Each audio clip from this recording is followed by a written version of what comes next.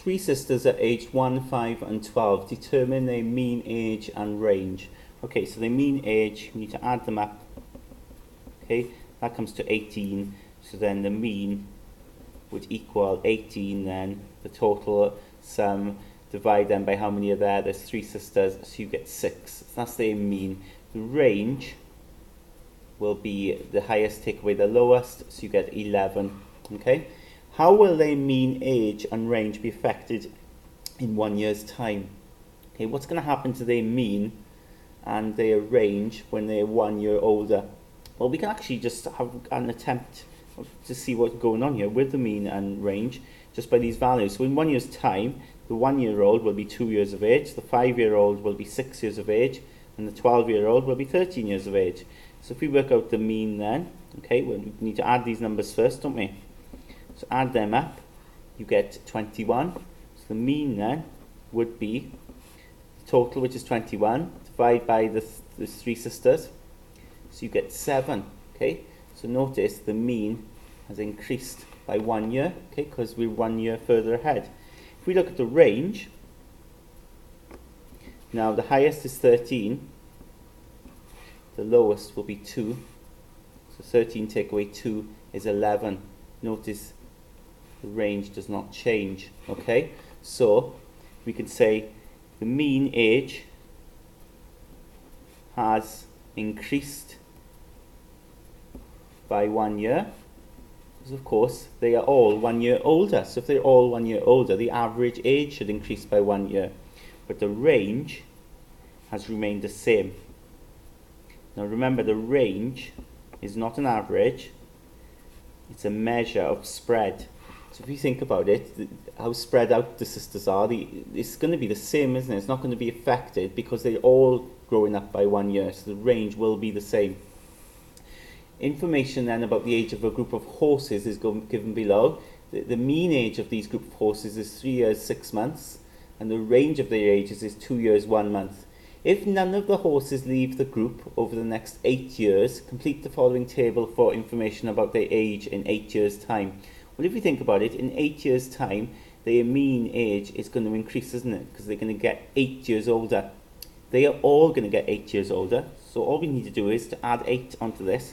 So you get 3 plus 8 is 11. So it's 11 years, 6 months.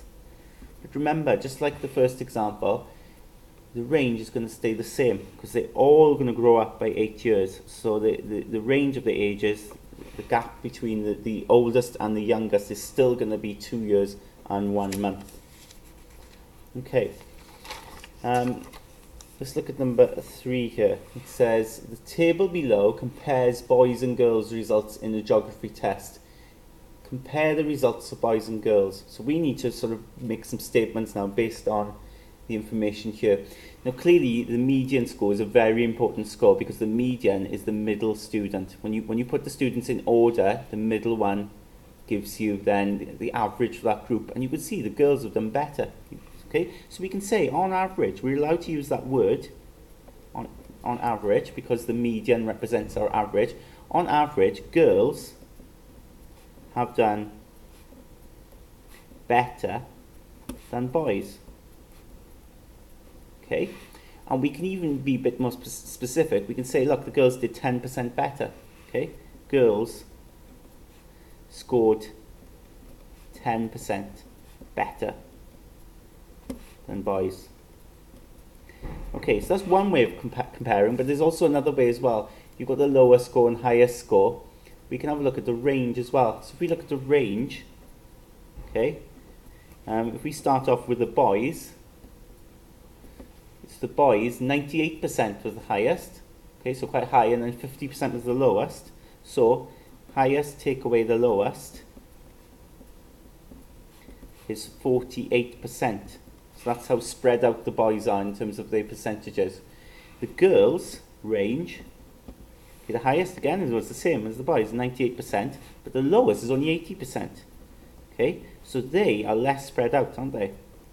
In fact, the range for girls is only 18%. So what we can actually say here, the girls have actually done better again, haven't they?